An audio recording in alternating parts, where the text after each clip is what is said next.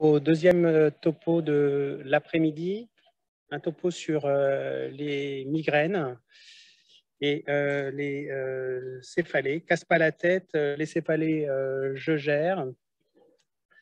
Alors ce topo est important car on va pouvoir voir les particularités de la migraine et notamment des traitements que nous utilisons uniquement dans ces pathologies spécifiques. Notamment, on a été tous très surpris durant ces dernières années. On a commencé par des traitements très non spécifiques avec de l'aspirine, en passant ensuite par la révolution des triptans. Et puis, encore plus récemment, nous avons été tout à fait surpris ou bouleversés par apprendre qu'on pouvait traiter les migraines par des anticorps monoclonaux. Tout ça pour dire qu'on va aborder une thématique très spécifique sur le plan thérapeutique, avec une maladie qui est très singulière.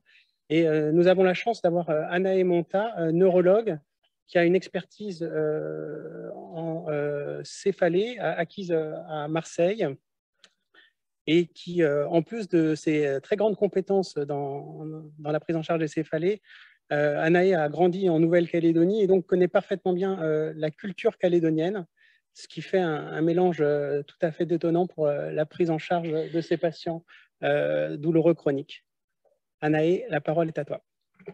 Merci beaucoup, Nicolas, pour cette présentation. Je vous remercie pour l'invitation pour parler du coup des céphalées sur ce congrès, enfin, sur ce forum de la douleur. Alors, donc j'ai eu la lourde mission de parler à la fois des céphalées primaires et à la fois des céphalées secondaires, puisque je suis seule à présenter ce topo. Donc du coup, comme on est au forum de la douleur, je voulais vraiment mettre l'accent sur tout ce qui était céphalées primaires, c'est-à-dire les céphalées qui ne sont pas liées à une lésion sous-jacente, qui ne sont pas un symptôme, puisque c'est quand même ce qui est le plus générateur de consultations, ce qui est le plus générateur de douleurs chroniques et ce qui est le plus coûteux pour les patients en termes de souffrance et puis pour la société aussi. Donc, quand on est face dans notre cabinet à une céphalée, bien sûr, il y a toute une série de questions qu'on doit poser aux patients pour savoir dans quel cadre nous nous situons. Et je pense que je n'apprends rien à personne. Donc, bien sûr, des questions pour savoir si on est plutôt dans le cadre d'une céphalée qui est continue, d'une céphalée qui est plutôt évoluant par crise, ou alors au contraire, si on est sur quelque chose d'aigu, de récent, ou sur quelque chose d'ancien. C'est très, très important. L'examen clinique aussi de notre patient et la prise des constantes.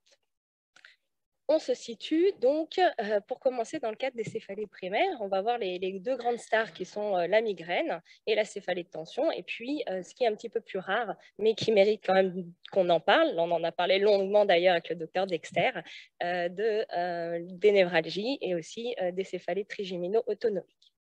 Donc, la migraine, la grande star des céphalées primaires, ça touche jusqu'à 1 personne sur 5 à peu près dans la population générale, donc on est tous concernés, on verra tous forcément dans nos cabinets pour les médecins ou dans notre pratique des patients qui sont migraineux. Donc, effectivement, ça touche plus les femmes que les hommes. Il y a souvent une ambiance familiale, mais pas toujours. Je voulais ici parler de quelque chose dont on ne parle pas souvent, qui sont la plainte parfois des patients qui présentent des prodromes ou des postdromes. Parce que la crise de migraine, donc, qui dure habituellement entre 4 heures et 72 heures, entre 4 heures et 3 jours, et 24 heures avant, voire 48 heures avant et 24 heures après, voire 48 heures après, les patients peuvent toujours être gênés en fait par des signes comme de l'irritabilité, de la fatigue, parfois aussi des sensations de tension cervicale. Et donc ça, ce n'est pas forcément à négliger.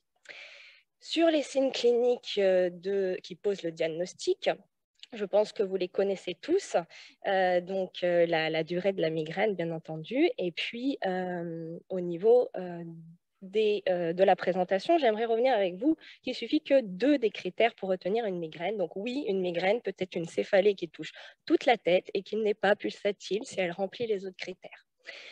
Aussi, par rapport aux signes qui accompagnent, il faut soit des nausées ou des vomissements, mais par contre, l'association à la fois de la photo et de la phonophobie. pour pouvoir retenir le signe accompagnateur.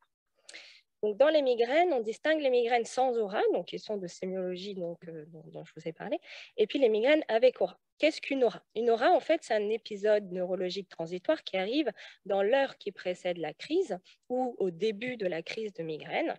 Et les auras typiques sont caractérisées par les auras visuelles. Donc, les auras visuelles, ce sont des signes visuels, souvent positifs, bien qu'ils puissent être négatifs, et souvent décrits par les patients comme des taches lumineuses, comme des scotomes qui scintillent, et en fait, qui vont bouger petit à petit, éventuellement, sur le champ visuel. Les auras, c'est dû à quoi? C'est dû en fait à une dépression corticale envahissante, c'est dû à une dépolarisation au niveau du cortex, petit à petit, des neurones, et c'est pour ça que ça donne des signes cliniques qui vont avoir ce qu'on appelle une marche migraineuse. Donc, ça va venir dépolariser petit à petit, ce qui explique que les signes visuels, ils bougent.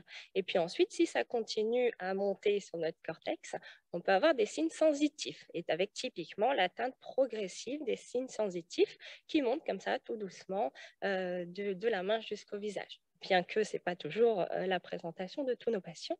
Et puis ensuite, si ça continue, on peut avoir des troubles phasiques aussi, qui peuvent s'exprimer classiquement par un manque du mot, mais on peut aussi avoir des troubles phasiques plus complexes. Donc, il y a des patients qui vont s'arrêter aux auras visuelles et puis d'autres qui vont développer comme ça plusieurs auras successives, en sachant que chaque aura peut durer entre 5 et 60 minutes. Donc, si on a plusieurs auras, eh ben, ça peut durer jusqu'à 3 heures si on a plusieurs types d'autoras. Un petit point sur le syndrome d'Alice au pays des merveilles, qui est en fait, quand on a une aura visuelle, une modification de la perception de la taille du corps, par exemple, sur l'émichant touché. On va avoir l'impression soit d'avoir une grosse main ou au contraire un petit bras. Et donc, c'est ça qu'on appelle le syndrome d'Alice au pays des merveilles. C'est marrant, voilà. Et ça arrive du coup surtout chez les enfants, mais peut se retrouver chez les adultes. Donc ça, c'est les auras typiques. Et aussi, on peut avoir des auras typiques sans migraine, bien que ça soit quand même rare. Et aussi, la céphalée qui suit l'aura n'est pas toujours une céphalée qui a tous les critères de la migraine, mais on peut quand même poser le diagnostic de migraine parce qu'il y a eu l'aura typique. Dans les migraines, on trouve d'autres types d'aura. Donc, c'est ce qu'on appelle du coup des formes qui sont un petit peu plus atypiques. Donc, il y a ce qu'on appelle l'aura du tronc cérébral qui va donner des signes basilaires, des vertiges par exemple. L'aura rétinienne qui va toucher que la rétine, ou alors l'aura hémiplégique. Donc, je ne vais pas rentrer dans les détails, juste pour savoir en pratique courante, le déficit moteur, c'est rare. C'est très, très, très, très rare. Si ça arrive, c'est un AVC jusqu'à preuve du contraire. Même si c'est un migraineux qui a l'habitude de faire des auras sensitives, des auras visuelles, le déficit moteur, c'est pas une aura jusqu'à preuve du contraire. Après, on a des familles qui font des migraines avec hémiplégie, mais voilà, dans la pratique courante, il faut que ça soit un signe d'alerte. Pareil pour les auras persistantes. Donc, en fait, une aura qui va durer plus d'1 heure, pour vous, en pratique courante, c'est un AVC jusqu'à preuve du contraire, sauf si, bien sûr, le patient a l'habitude de faire des auras prolongées. Mais en tout cas, il doit bénéficier d'une imagerie pour aller vérifier qu'il n'est pas constitué un infarctus cérébral qui pourrait s'exprimer de la même manière qu'une aura habituelle chez lui. Hop là, on ne va pas parler des enfants, ça va être un petit peu long. Alors, au niveau de la classification retient aussi la migraine chronique, migraine menstruelle. Pourquoi je vous en parle? Parce qu'au niveau thérapeutique, c'est important de faire la distinction, puisque du coup, ils vont avoir une petite prise en charge particulière pour les deux types. Donc, qu'est-ce qu'on appelle migraine chronique? La migraine chronique, c'est quand on a mal plus d'1 jour sur 2 par mois, donc plus de 15 jours par mois, depuis plus de 3 mois, et dont la moitié des crises sont au moins de sémiologie migraineuse. Donc, ça peut être aussi avec quelques crises qui ressemblent à des céphalées de tension, ça reste quand même une migraine chronique. Sur la migraine menstruelle, c'est donc ce qu'on appelait avant migraine catameniale, c'est les crises qui arrivent pendant les règles, donc 2 jours avant le saignement, 3 jours après, et elles peuvent être pures, c'est-à-dire qu'elles n'arrivent que pendant les règles chez certaines femmes, ou non, donc qui ont des migraines, dont des migraines pendant leurs règles. Comment est-ce qu'on prend en charge? Alors, le traitement de crise, je pense qu'on l'a tous, les anti-inflammatoires et les triptans. L'importance pour vos patients, c'est bien de leur dire qu'il faut donner une prise précoce, parce que plus tôt on traite, plus les médicaments de crise ils vont être efficaces. Les traitements de fond, maintenant, c'est important de ne pas tarder forcément à les instaurer, parce que si les patients font trop de crises, Ils vont surconsommer des traitements de crise et on risque de rentrer dans un cercle vicieux qui va être l'abus médicamenteux et risquer, je vous en parle un petit peu plus loin, d'entraîner des céphalées par abus médicamenteux.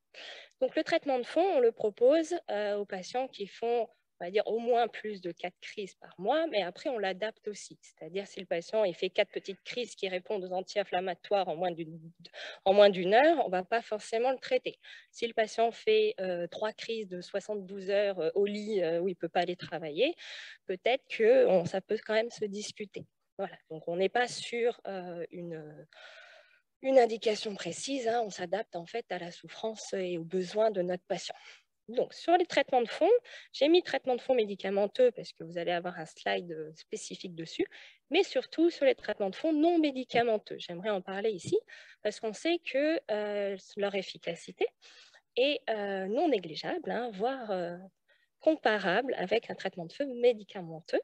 Et ça consiste en quoi? Ça consiste à pratiquer de l'activité physique régulière. Ça consiste aussi à pratiquer des techniques psychocorporelles de relaxation. Ça peut être de l'hypnose, ça peut être de la sophrologie, de la relaxation, de la pleine conscience. Enfin, ça peut être ce qui fait plaisir aux patients. Et ça de manière régulière. Dans tous les cas, ça ne mange pas de pain et ça fait plaisir, ça fait du bien, hein, aux patients. Quand est-ce qu'on fait une imagerie? On ne va pas faire des imageries à tous les migraineux, sinon ça ferait une personne sur 5, ça va faire beaucoup. On fait des imageries quand les patients ils font des migraines avec aura, même les auras typiques, pour rechercher les diagnostics différentiels. On fait des imageries si jamais la personne elle a fait par exemple 2-3 migraines épisodiques et puis soudain elle est en migraine chronique depuis 3 mois. Bon, on se pose quand même peut-être la question de quelque chose de dessous. Une migraine qui apparaît tardivement aussi, c'est suspect. Et puis si on a des drapeaux rouges à l'examen clinique. J'aimerais venir avec vous sur le surrisque vasculaire sur les migraines avec aura, parce qu'on n'en parle pas beaucoup. Et c'est un point qui est important, surtout que notre population de migraineux avec aura sont souvent des jeunes femmes en âge de procréer et en âge d'avoir une contraception. Donc, en fait, le fait d'être migraineux avec aura entraîne un surrisque vasculaire. La physiopathologie serait qu'on a une moins bonne modulation en fait, de l'épithélium endovasculaire intracérébral et donc un surrisque de faire des AVC ischémiques et aussi de faire des dissections artérielles. Et donc ça, il faut le prendre en compte quand on prend en charge ces patients-là. Il faut faire attention à leur risque vasculaire et aussi très attention à la pilule œstroprogestative qui, chez les femmes avec aura, du coup, augmente encore plus leur risque vasculaire. Et on a jusqu'à 20 fois plus de risque de faire un événement vasculaire par rapport à la population du même âge et du même sexe. Bon, ça reste un risque qui est faible, hein, mais si on peut conseiller une autre contraception, c'est beaucoup mieux. Les triptans. Alors, rapidement, les triptans, parce qu'il y a beaucoup de choses. Hein. En gros, il faut retenir qu'il y en a 7. S'il y en a un qui ne marche pas, il faut en essayer un autre. Qu'il faut jouer avec les galéniques par rapport aux nausées, aux vomissements des patients. Qu'il faut les prévenir qu'ils peuvent avoir des effets indésirables, notamment, il y en a un qui peut faire peur, qui est la sensation de striction thoracique. Donc ça, il faut le prévenir. Il faut dire que ça peut arriver dans l'heure de prise du triptan et rassurer le patient. La contre-indication, surtout à vérifier en cabinet, c'est la tension artérielle. Il faut que celle-ci elle soit équilibrée si elle est légère. Et bien sûr, tous les patients qui ont des antécédents vasculaires sont contre-indiqués à ce traitement. Pour l'âge, c'est plus relatif. On peut avoir des patients de 50 ans dans un très mauvais état vasculaire, comme on peut avoir des patients de plus de 65 ans qui sont nickel et qui, du coup, peuvent prendre un triptan sans risque. Et petite attention pour les prescripteurs aux sulfamides, aux allergies croisées. Pour les médicaments de fond, je ne vais pas les dire, hein, parce qu'il y en a beaucoup. Vous les voyez là, si vous voulez le diaporama après. Grosso modo, ce qu'il faut retenir, c'est qu'en première attention, maintenant, ce qu'on conseille, c'est les bêta-bloquants. Hein. Ce sont les médicaments qui ont en plus l'AMM, pour certains d'entre eux, qui marchent bien, sont un bon profil de tolérance. Pour la migraine chronique, ce qui est conseillé en première attention, c'est l'épitomax, donc un antiépileptique, le topiramate.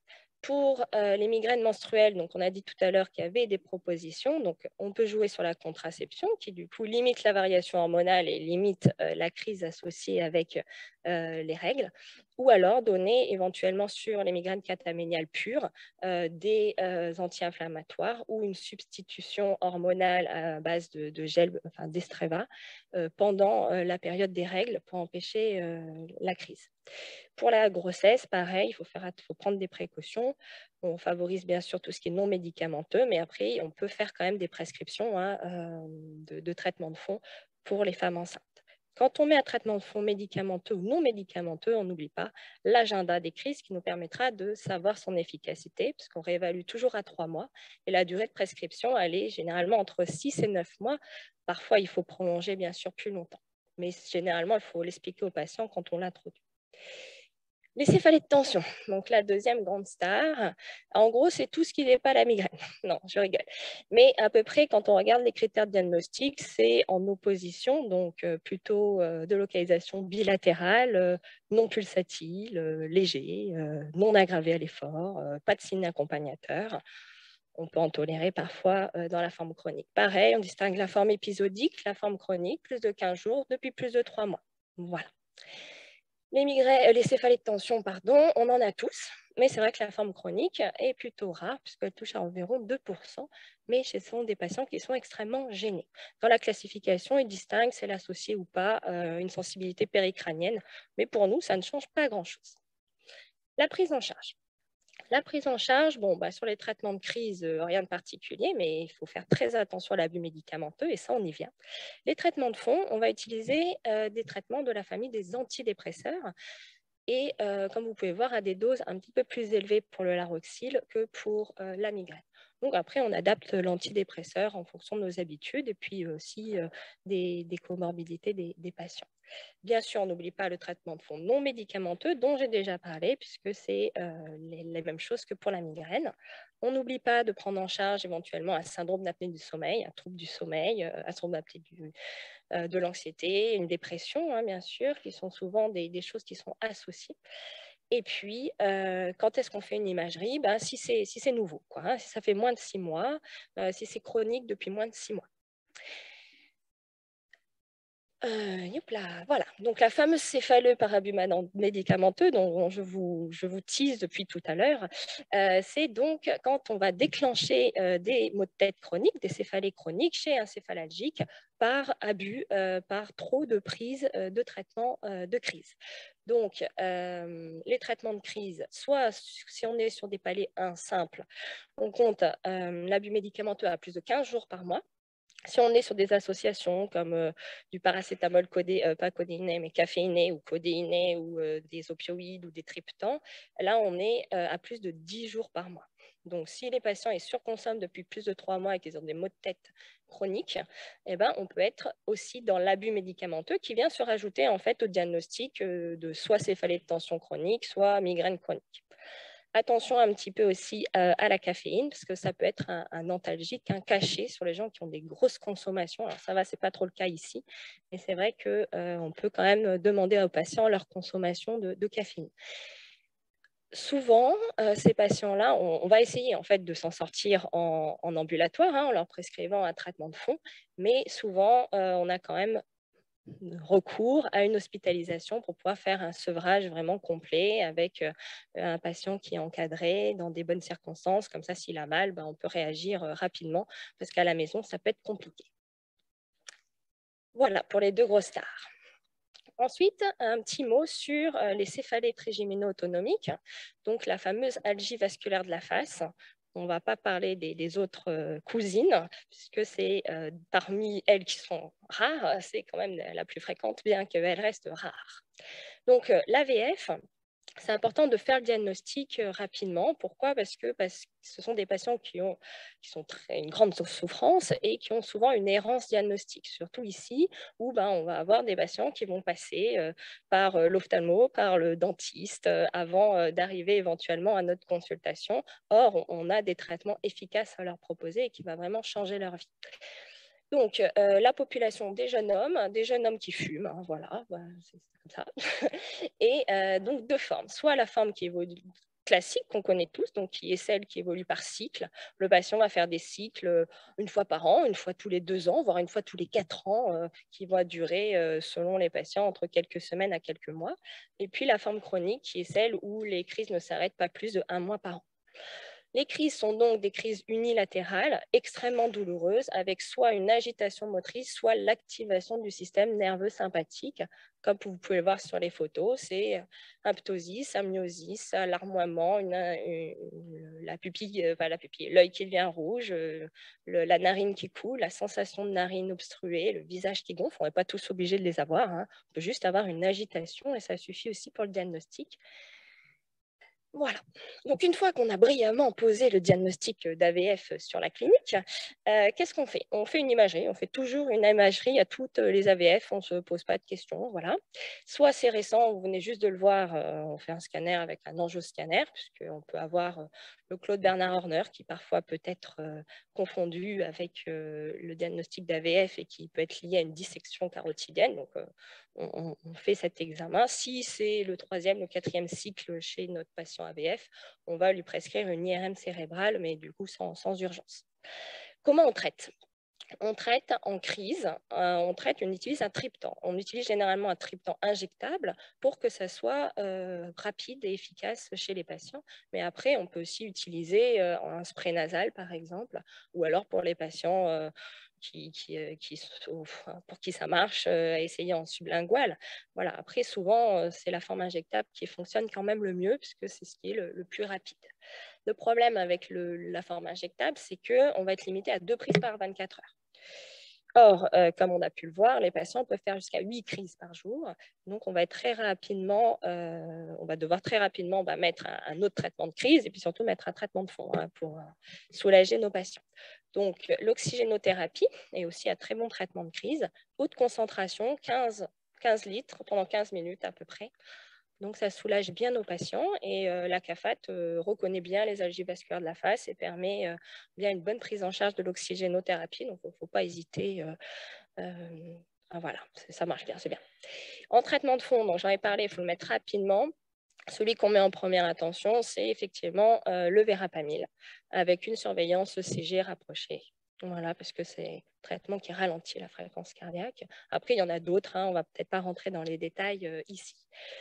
Ce qui peut être intéressant pour vous et pour nous, enfin pour nous tous, c'est les traitements de transition, c'est-à-dire des traitements qui agissent vite pour limiter les crises. On a les corticoïdes Péros. Alors ça marche super bien, hein. Les patients ils vont vous adorer, mais le problème c'est que ça va rebondir dès que vous allez arrêter le traitement. On ne peut pas garder des corticoïdes pendant des mois, donc c'est un petit peu embêtant. Et ensuite, on a l'infiltration du nerf grand occipital. Donc, l'infiltration avec des corticoïdes uniquement au niveau ici du nerf grand occipital. Ça marche très, très bien. C'est facile à faire, ça se fait en 5 minutes en consultation et ça va venir rapidement soulager les patients et ça peut permettre le temps éventuellement de monter le verapamil ou même certains patients qui en tout début de cluster, si leurs cycles sont courts, par exemple 1 mois, ça va suffire pour en fait venir bloquer le cycle. Donc ça, il faut y penser parce que c'est peu invasif, ça marche très bien. Et bien sûr, l'arrêt du tabac qu'on conseille forcément, ça va les améliorer. Mais pas que, ça va leur faire du bien aussi pour leur santé. Bon, la névralgie, on en a parlé très longuement avec Marc Dexter, donc je ne sais pas s'il y a un grand intérêt à revenir dessus. Bon, en gros, oui, donc il y a la névralgie essentielle, il y a la névralgie secondaire. Dans tous les cas, comme Marc l'a expliqué, on fait une imagerie en systématique, on demande des séquences fiestas, c'est-à-dire des séquences très fines qui sont centrées donc sur la fosse postérieure pour rechercher un conflit vasculaire ou un diagnostic différentiel, une tumeur, comme toutes les choses dont a parlé Marc. Les névralgies, moi je vais du coup parler du traitement plutôt médical. Qu'il soit primaire ou secondaire. En gros, le traitement médical, comme il l'a dit, ça repose sur du Tegretol. Petite subtilité, le Tegretol, il faut l'utiliser en forme qui n'est pas à libération prolongée. C'est plus efficace que quand on l'utilise à libération prolongée. Voilà, on le monte tranquillement. Généralement, il faut des doses entre 60 et 900 mg par jour. On fait On fait des bonnes doses, hein, voilà. On n'oublie pas la surveillance de notre patient. Les autres traitements, on a d'autres antiépileptiques, mais on a aussi la place du baclofène qui peut être intéressant chez certains patients pour qui on ne s'en sort pas avec le Tegretol. Donc, soit la place du Tegretol, soit en plus, parce que parfois, entre les prises de Tegretol, les patients vont avoir quelques petites crises. Dans ce cas-là, hop, on glisse quelques baclofènes et ça peut vraiment les aider. Et bien sûr, tout ce qui est traitement chirurgical, dont on a plus amplement parlé avec Marc Dexter. Petit point sur la névralgie du nerf grand occipital. Donc là, c'est la fameuse névralgie d'Arnold que tous les patients ont. Et pourtant, c'est rare. Bon. C'est pour ça que c'est un petit peu surprenant. Peut-être qu'on pose trop de diagnostics ou peut-être que dans les études, il y avait un sous-diagnostic à l'époque. En tout cas, ça va être des douleurs neuropathiques. C'est pas comme la névralgie où c'est vraiment des décharges électriques. C'est plutôt des douleurs neuropathiques, donc des fourmillements, des brûlures, des sensations de froid douloureux, parfois même des pertes de sensibilité, des troubles sensitifs sur le territoire donc, du nerf grand occipital qui est situé, l'émergence est ici, et ensuite il est situé comme ça sur tout l'hémicrâne, avec parfois à l'examen clinique une sensibilité ici du nerf à l'émergence qui déclenche des signes neuropathiques. Chez ces patients-là, on leur fait une IRM, mais attention, ce n'est pas une IRM cérébrale, c'est une IRM cervicale. Voilà, cervicale haute. D'André Rarca, il peut y avoir des pathologies. Donc, comme nous, on cherche à éliminer les causes secondaires, on va voir. La plupart du temps, on ne trouve rien de particulier. On n'arrive pas à voir à quel endroit le nerf est fragilisé, à quel endroit il est chatouillé. Ça peut être au niveau du rachis, mais aussi au niveau de son passage tortueux à travers les muscles. Souvent, on ne voit pas. Donc, ce n'est pas une imagerie à visée diagnostique, hein, comme pour la névralgie. C'est à viser d'éliminer les diagnostics différentiels.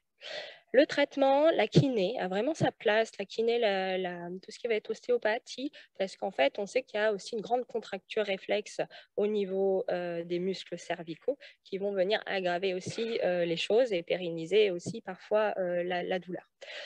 Et puis ensuite, on va dire un des meilleurs traitements, c'est quand même d'infiltrer le nerf, puisque la filtration, elle est simple à faire. Hein, elle est faite ici, au niveau de l'émergence du nerf grand occipital, entre la peau et l'os. Donc, ça prend peu de temps et pareil, ça soulage bien les patients. Et bien sûr, après, on a tout ce qui est traitement pour les douleurs neuropathiques. Et ensuite, il y en a plein. Hein, voilà, les céphalées primaires, il y en a plein. Sauf que bon, sur les autres céphalées, en gros, oui, ça existe, mais c'est quand même atypique. Il faut quand même éliminer la céphalée secondaire avant de se dire, bon, c'est une céphalée primaire. Mais voilà, il y a plein de choses. Il y a des gens, quand ils mangent des hot dogs, ils ont mal à la tête à cause du nitrite. Il y a des gens, quand ils mangent une glace, ils ont mal à la tête. Quand ils prennent l'avion, ça ressemble à une AVF, mais c'est une céphalée des voyages en avion. Voilà. Donc, il y a plein de choses. C'est très intéressant. Vous pouvez lire la classification. C'est passionnant. Voilà. On a fait les céphalées primaires. Maintenant, on va parler rapidement des céphalées secondaires, puisque le but ici, au forum de la douleur, ce n'est pas de faire le diagnostic de métastase cérébrale, mais quand même, c'est d'avoir quelques petits points clés sur les drapeaux rouges. Donc, on reprend quand on a notre patient, notre interrogatoire, notre examen, nos constantes, hein, bien sûr. Comme ça, on va pouvoir mettre dans un grand cadre. Alors, on a 3 grands cadres qu'on connaît tous, hein, donc le syndrome d'hypertension crânienne, le syndrome méningé et puis la céphalée en coup de tonnerre, la céphalée brutale. Ça, on sait, on les reconnaît vite. Ces patients-là, ils vont aux urgences et bon, voilà, c'est céphalée secondaire, on ne se pose pas de questions. Par contre, il peut y avoir des formes un petit peu plus fourbes. Hein. Ça, on en a déjà parlé un petit peu quand on a parlé des céphalées primaires, mais tout ce qui va être céphalée inhabituelle, même chez quelqu'un qui est migraineux, même chez quelqu'un qui est migraineux chronique, s'il vient vous voir en disant que ce n'est pas habituel, il faut se méfier. Ce qu'on tolère dans la crise de migraine, c'est que ce n'est pas habituel par son intensité. Donc, quelqu'un qui a généralement mal modérément, s'il fait la même crise que d'habitude, mais plus intense, ça passe. Éventuellement sur la durée, tant que c'est inférieur à 3 jours chez un migraineux. Mais sinon, si ce n'est pas habituel, si l'installation d'habitude est progressive, et là, il vous dit, non, c'est brutal, voilà, et forcément, il faut le considérer comme une céphalée secondaire et ne pas négliger le bilan paraclinique. Ensuite, ensuite, on en a parlé, tout ce qui est céphalée chronique, c'est-à-dire la personne avant éventuellement a été quelques crises épisodiques, on n'était pas sur la majoration progressive de la fréquence des crises, mais plutôt du jour au lendemain, c'est devenu chronique. Et bien là, il faut aussi se poser la question d'une céphalée secondaire.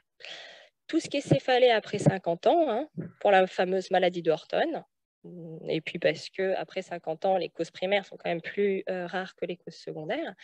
Tout ce qui est une anomalie à votre examen clinique, que ça soit neurologique, que ça soit visuel, en dehors des auras bien sûr, que ça soit général, et tout ce qui est post-traumatique, donc il faut demander au patient, et bien sûr tout ce qui est positionnel, à ne pas oublier de poser la question, c'est-à-dire est-ce que votre mal de tête, il apparaît quand vous vous mettez debout au bout d'un quart d'heure par exemple, et est-ce qu'il s'améliore quand vous allongez, ou au contraire, est-ce qu'il est présent uniquement le matin au réveil.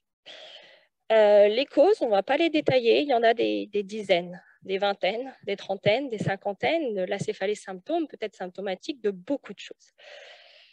Voilà. Donc, en gros, le bilan paraclinique de première intention pour les céphalées secondaires, c'est bien sûr une imagerie cérébrale qu'on va orienter en fonction de la clinique, mais au moins un scanner avec un angioscanner de Willis et un temps veineux. On rajoutera les TSAO si on a un déficit neurologique ou si on a une cervicalgie. Le bilan sanguin, on rajoutera éventuellement les toxiques, les hémocultures selon la présentation clinique toujours de notre patient. Et puis, il ne faut pas hésiter à aller chercher. Hein. Si on est inquiet, on va chercher, on va faire la ponction lombaire, on va faire l'IRM cérébral, on ne lâche rien. Voilà.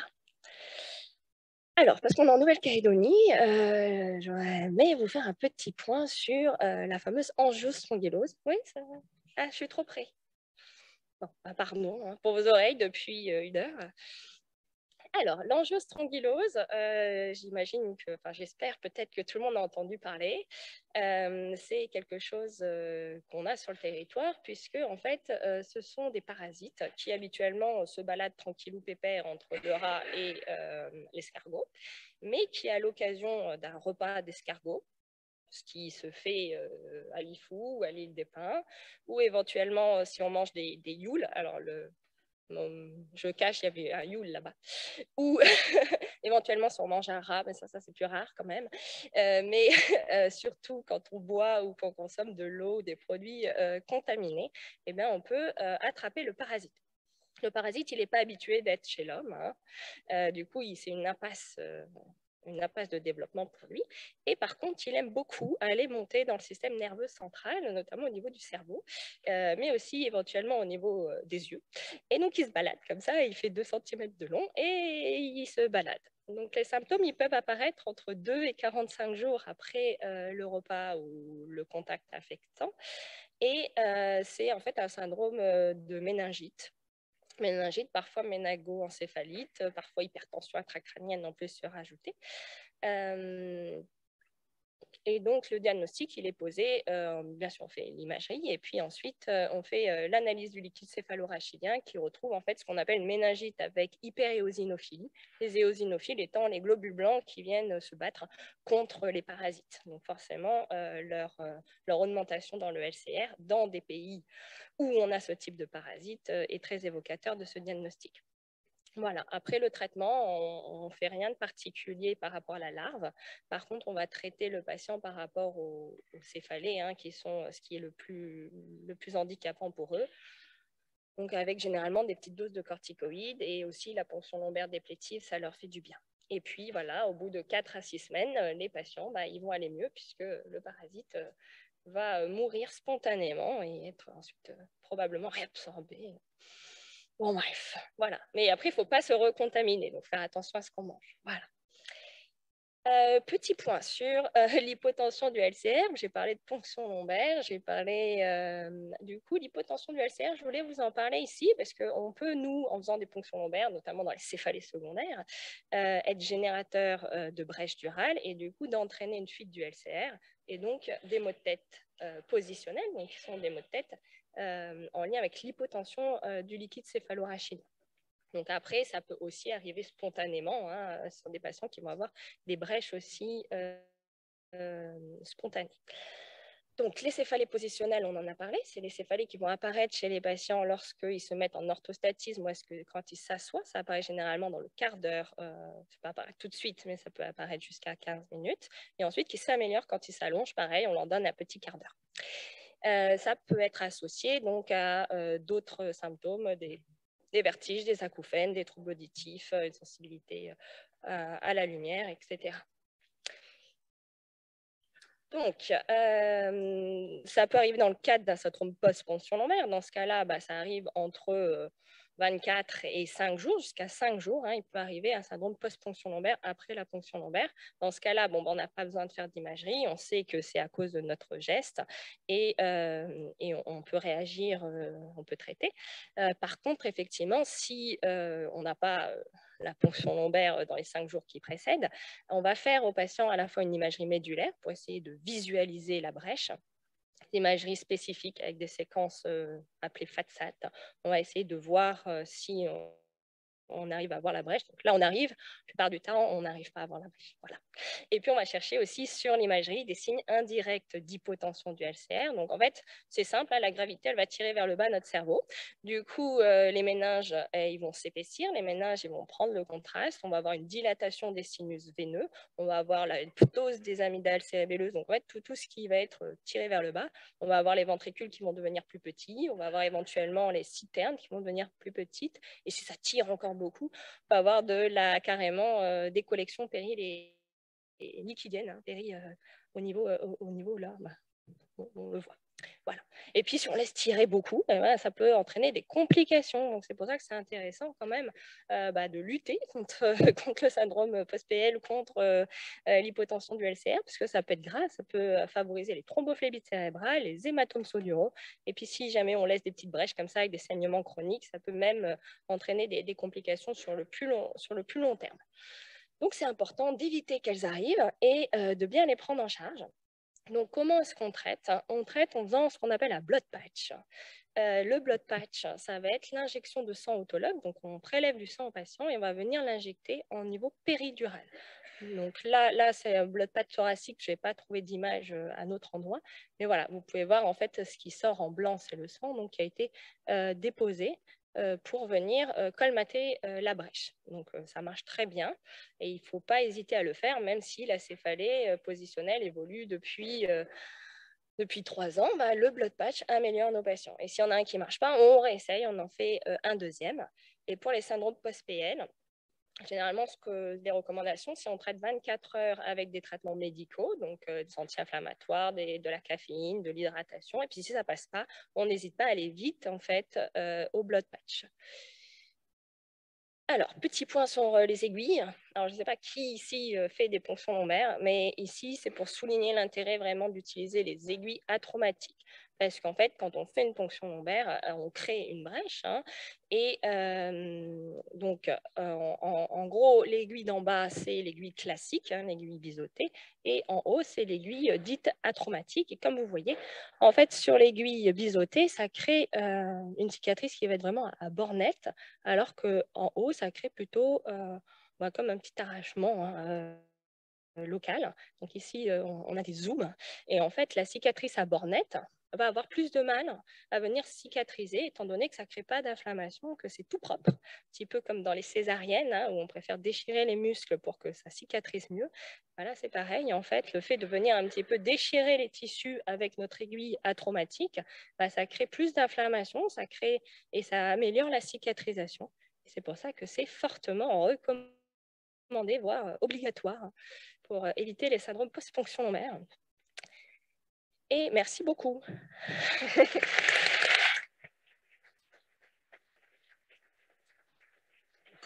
Merci beaucoup, Anaï, pour cette présentation passionnante et pratique.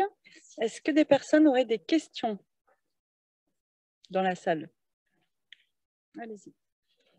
Bonjour, Bruno Leroy. Merci pour votre présentation. Est-ce que vous pensez que le Covid a pu créer ou bien influencer les céphalées et les migraines?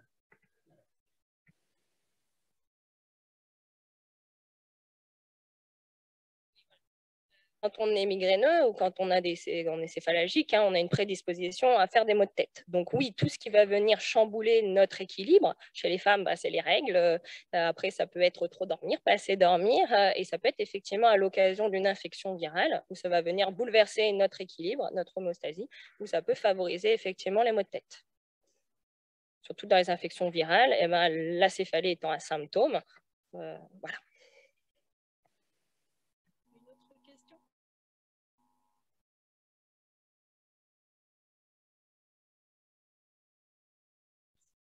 Ce topo très intéressant et très, très riche. J'aiderais ta réponse peut-être à cette question en rajoutant une expérience personnelle de neurologue. Après 6 ans ou 7 ans de suivi d'une patiente que j'aimais beaucoup et qui était vraiment très drôle, mais qui souffrait tellement qu'on avait finalement abouti à 2, même peut-être parfois 3 anti-migraineux en traitement de fond tellement elle avait mal. Un jour, je la vois arriver à l'hôpital, pomponnée, rayonnante, et elle me dit « Docteur, c'est merveilleux, j'ai arrêté tous les médicaments, je vais super bien. » Donc, je lui dis « Mais qu'est-ce qui se passe ?» Elle me dit « J'ai quitté mon mari. » Voilà, donc...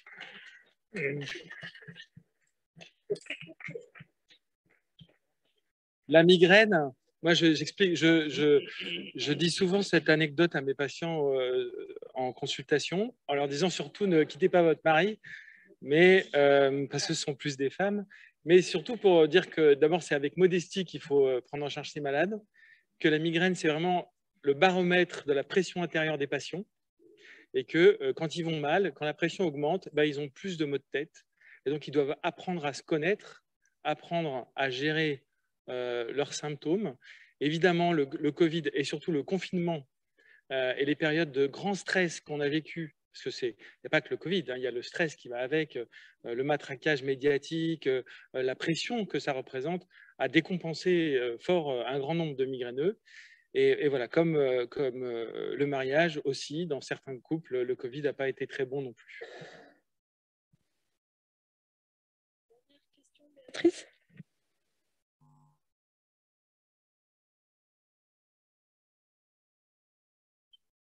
À l'atelier, il parlait du TANS dans les céphalées. On en a une utilité ici? Oui, alors il existe effectivement des dispositifs, on va mettre comme ça, comme un serre-tête avec effectivement un petit peu de stimulation. Ça peut aider les patients. Voilà. Après, c'est comme tout, c'est-à-dire que c'est l'ensemble. C'est à la fois les traitements non médicamenteux, éventuellement les traitements médicamenteux. Généralement, une seule chose ne va pas tout solutionner. Mais ça aide, il n'y a pas d'effet indésirable. Donc, c'est bon pour nous. C'est bon pour eux, c'est bon pour tout le monde.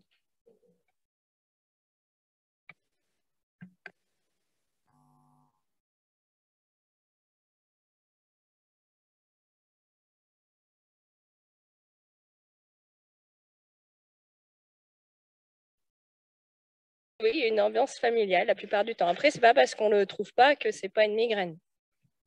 Ouais, c'est-à-dire que ça ne va pas éliminer un diagnostic. Mais oui. D'accord. Merci à tous. Merci encore, Dr Monta.